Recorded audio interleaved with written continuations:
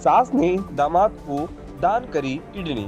Max hospital Lucknow में दिखाई दी प्रेम और मेडिकल सफलता की अनोखी मिसाल। लखनऊ मां जैसी ममता की एक मजबूत मिसाल सामने आई जब 51 वर्षीय साधना देवी ने अपने 31 वर्षीय दामाद कमलेश को जीवन देने के लिए अपनी किडनी दान कर दी। कमलेश किडनी फेल्योर के अंतिम चरण से जूझ रहे थे। यह किडनी प्रत्यारोपण लखनऊ के मैक्स सुपर स्पेशलिटी हॉस्पिटल में किया गया और उत्तर प्रदेश में एडवांस्ड किडनी केयर के लिए एक बड़ी उपलब्धि माना जा रहा है, क्योंकि यह सर्जरी अत्याधुनिक दाविज एक्सआई रोबोट की मदद से हुई। कमलेश लंबे समय से अनियंत्रित हाई ब्लड प्रेशर के कारण गंभीर किडनी डैमेज से पीड़ित थे।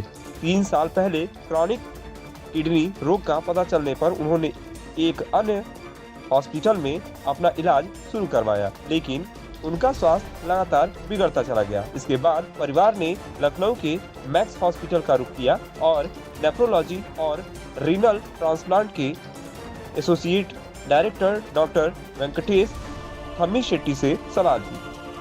हॉस्पिटल पहुंचते पहुंचते उनकी हालत गंभीर हो चुकी थी और किडनी तेजी से जवाब दे रही थी। ऐसे में तुरंत ट्रांसप्लांट ही आखिरी विकल्प बचा था। परिवार में कोई उपयुक्त डोनर नहीं मिला तो 51 वर्षीय सास साधना देवी ने खुद आगे आकर किडनी दान करने की पेशकश की।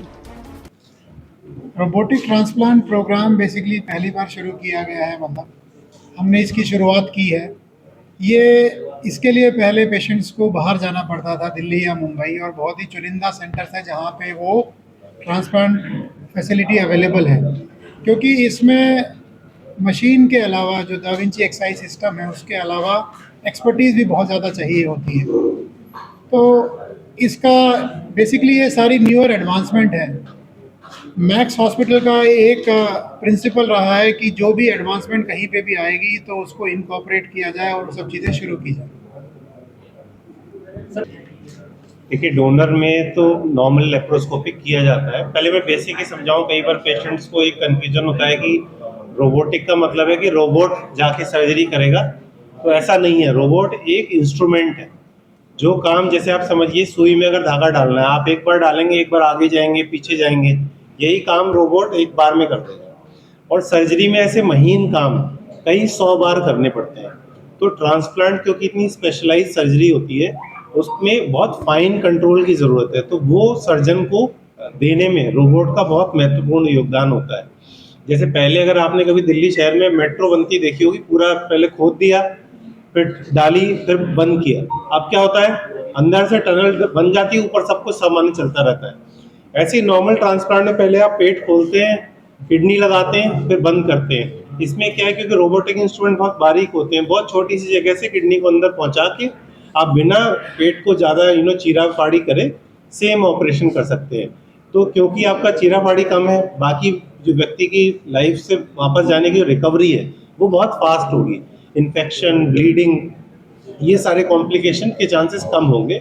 But at the same time क्योंकि ये टेक्नोलॉजी नई है और इसको मास्टर करने के लिए भी सर्जिकल एक्सपीरियंस की भी एडेक्वेट आवश्यकता होती है। तो definitely and max hospital India में सबसे, मैक्स एज अ ग्रुप जितने मैक्स हॉस्पिटल हैं इंडिया में सबसे ज़्यादा रोबोटिक ट्रांसप्लांट किए हैं, और दुनिया में सबसे ज़्यादा रोबोटिक ट्रांसप्लांट करने वाला इकलौता मैक्स ग्रुप है जहाँ पे सबसे ज़्यादा ट्रांसप्लांट होते हैं रोबोटिक।